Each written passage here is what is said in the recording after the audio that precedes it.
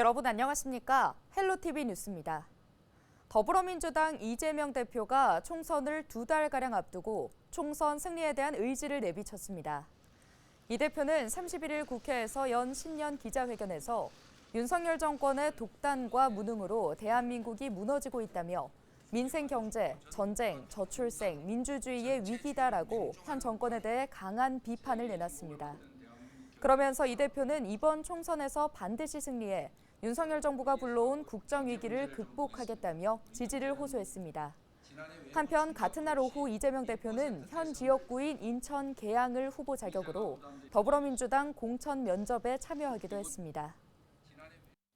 무너져가는 대한민국을 바로 세우는 마지막 기회입니다.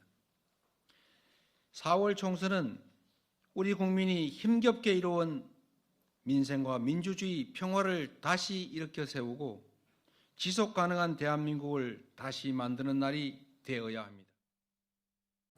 부천시 병지역구 김상희 더불어민주당 의원이 제22대 총선 출마를 선언했습니다. 김상희 의원은 31일 오전 기자회견을 열고 출마를 선언하면서 경인전철 지하화 본사업을 착수시키겠다는 지역 공약을 발표했는데요.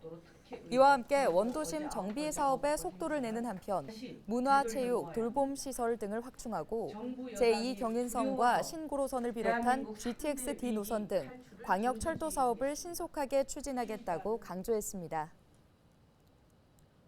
인천시가 설 연휴 기간인 2월 9일부터 12일까지 4일간 민자터널 통행료를 면제합니다. 대상은 원적산 터널과 만월산 터널인데요. 두 터널의 통행료는 경차 400원, 소형 800원, 대형 1,100원으로 이 기간 모두 14만 대의 차량이 통행료 면제 혜택을 받을 것으로 예상되고 있습니다. 부천시가 향후 수도권 서부 교통의 요충지가 될 춘희동 부천 종합운동장 일대 역세권에 대한 중장기 개발 구상안을 마련했습니다. 이번 개발 구상안에는 신기술 융합 콘텐츠 산업 유치, 4세대 컨벤션 체험형 전시장, 호텔 등 마이스 산업공간, 부천 종합운동장 재건축을 통한 아레나 건립, 스포츠 체험존, 축구 전용구장 등 계획이 담겼는데요. 현재 7호선 서해선 환승역인 부천 종합운동장역은 앞으로 수도권 광역급행철도 GTX에 BDF 노선이 들어서면 오중 역세권이 됩니다. 역세권 개발 대상 지역은 현재 부천 종합운동장 주경기장과 부설 주차장이 있는 문화체육시설 용지 11만 제곱미터와 산업시설 용지 4.7만 제곱미터 부지입니다. 부천시가 경영 상황이 좋지 않은 소상공인들을 대상으로 하는 특례보증 2차 보전 사업을 지난해에 이어 올해도 추진합니다. 부천시는 올해 경기신용보증재단에 20억 원을 출연해 200억 원 규모의 신용보증을 지원하며 지난해 시행 시 자금이 조기 소진된 것을 감안해 올해는 특례보증 출연 시기를 상반기 14억 원, 하반기 6억 원으로 각각 조정했는데요. 지난해 부천시 특례보증 규모는 200억 원으로 740여 명의 소상공인을 지원했습니다. 부천의 표준 단독주택 가격이 지난해 4.67% 하락했던 것과 비교해 올해는 0.43% 상승한 것으로 나타났습니다.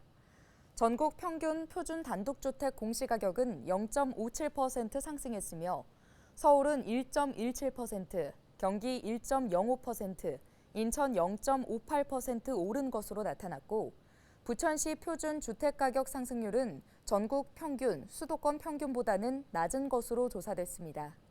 국토교통부는 올해 1월 1일 기준 부천시 표준 단독주택 1,200여 호에 대한 가격을 지난 25일 공시했는데요. 이의 신청 기간은 다음 달 23일까지입니다.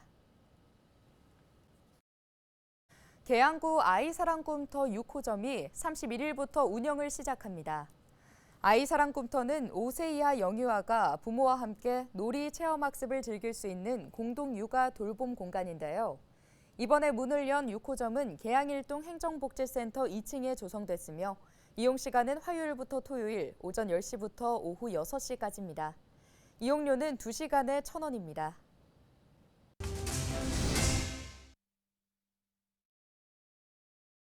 정부가 이태원 참사 진상규명과 재발 방지 및 피해자 권리 보장을 위한 특별 법안에 대한 제2요구안을 의결하자 이태원 참사 유가족 협의회가 거세게 반발하고 나섰습니다. 이태원 참사 유가족 협의회는 서울광장 분향소 앞에서 기자간담회를 열고 유가족들이 바라고 요구했던 것은 오로지 진상규명이었다며 정부의 거부권 행사를 규탄한다고 밝혔습니다. 또 배상 및 보상을 운운하며 피해자 지원책을 발표한 것은 유가족을 모욕한 것이라며 분노했습니다. 더불어 국민을 보호해야 한다는 헌법 가치를 훼손하고 159명의 생명을 지키지 못한 윤석열 정부야말로 위헌 정부라고 강력히 규탄했습니다. 통계청이 지난해 인구 이동 통계를 발표했습니다. 인천은 전국 주요 도시 중 순유입률이 가장 높았는데요. 인천 계양구는 순유출률이 가장 높아 대조적인 모습을 보였습니다. 왜 이런 현상이 나타났을까요? 이관성 기자가 전해드립니다. 통계청이 집계한 2023년 한 해 전국 시도별 전입 전출 인구 이동을 보면 인천과 충남, 세종과 경기, 충북 지역만 순인구가 늘었습니다. 순이동률은 인천이 1.1%로 다른 도시들보다 월등히 높았습니다. 인구수로 보면 인천에서 약 3만 4천여 명이 증가했고 경기에서 약 4만 5천여 명이 증가했습니다. 서울에서는 같은 기간 3만 1천여 명이 감소했습니다. 인천시는 지난해 인구 증가에 이어 올해 1월 29일 외국인을 제외한 주민등록 인구가 처음으로 300만 명을 넘어선 상황입니다. 부산시가 지난 1980년 300만 명을 넘어선 이후 44년 만에 일어난 일입니다. 연령별 인구 이동을 보면 인구가 늘어난 인천 경기 지역에서는 전 연령대에서 전입 인구가 고르게 증가했습니다. 저출산 인구 감소 상황에서도 주요 경제활동 인구와 청소년 아동 인구가 함께 늘어난 것입니다. 인천 전입 인구 이동 사유 중에는 주택 문제가 가장 많았고 가족과 직업 때문이 그 뒤를 이었습니다. 신도시 입주와 재개발, 재건축의 영향이 컸던 것으로 보입니다. 아무래도 이제 그 수도권에서도 줄어드는 데는 이제 재개발과 이제 이런 재건축 이런 영향으로 일시적으로 좀 감소가 되는 것 같고요.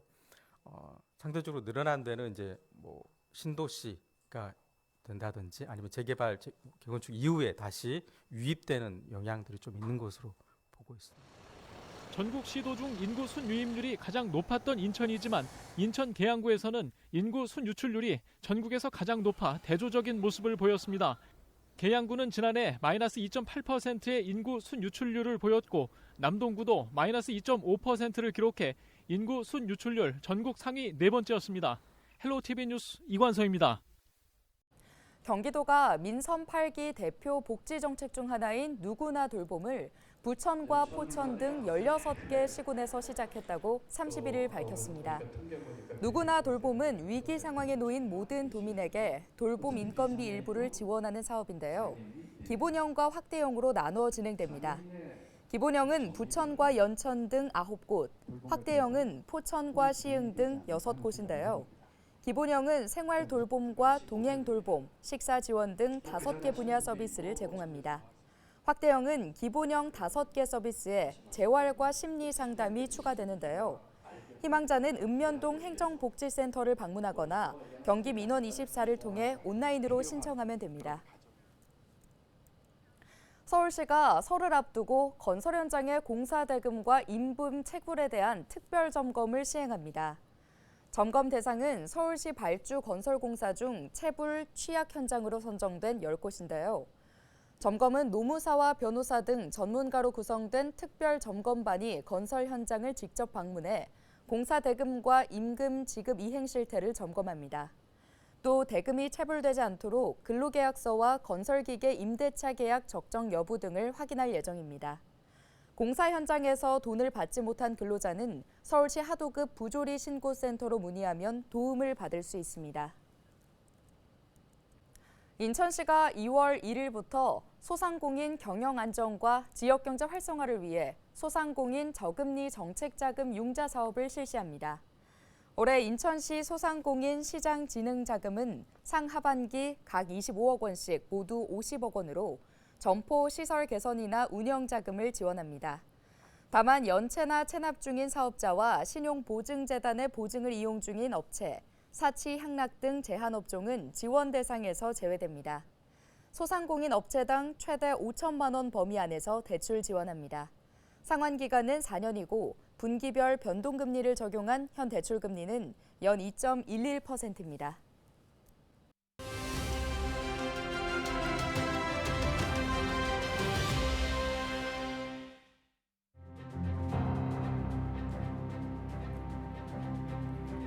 (2024) 강원 동계 청소년 올림픽이 1일 폐막을 앞두고 있습니다. 개막 이후 많은 눈이 내리면서 동계올림픽 분위기를 한층 달아오르게도 했는데요. IOC 위원들도 역대 동계 청소년 올림픽 중 가장 잘 치러진 대회였다고 입을 모으고 있습니다. 우리나라 동계 스포츠에도 많은 의미를 남긴 대회였습니다. 우리나라는 1월 31일 오전 현재 금메달 5개, 은메달 6개, 동메달 4개로 오스트리아에 이어 6위를 기록하고 있습니다. 특히 남자 피겨스케이트에서 처음으로 금메달이 나왔는데요. 피겨스케이팅 남자 싱글에서 김연겸 선수가 금메달을 목에 걸었습니다. 또 봅슬레이에서는 소재환 선수가 금메달을 목에 걸었고 쇼트트랙 남자 1500m에서도 주재희 선수가 대회 첫 금메달을 안겨줬습니다. 메달도 중요하겠지만 출전했던 모든 선수들의 땀과 노력에 박수를 보냅니다.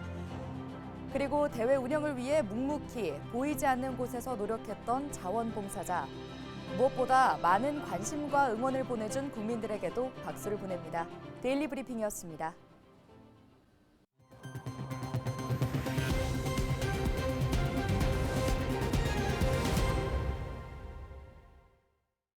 인천시가 고농도 미세먼지를 줄이기 위해 올해 55억 원을 투입해 도로 제비산먼지 저감 사업을 추진합니다. 도로 제비산먼지는 자동차 배기가스와 타이어 마모, 브레이크 패드 마모 등에 의해 도로 위에 쌓인 먼지가 차량의 이동으로 인해 다시 대기 중으로 날리는 먼지인데요. 인천시는 도로 제비산먼지가 관내 전체 미세먼지 배출량의 35.3%를 차지한다고 밝혔습니다. 시는 올해 도로 먼지 제거 차량을 확대 보급하고 도로 날림 먼지 포집 시스템과 버스 미세먼지 흡착 필터를 설치하는 등 도로 제비산 먼지 저감 사업을 추진할 방침입니다. 인천시가 미취업 청년에게 자격증 어학시험 응시료를 지원합니다. 시는 청년 1인당 연 1회 최대 10만 원까지 자격증 어학시험 등 시험 응시료를 지원할 계획인데요.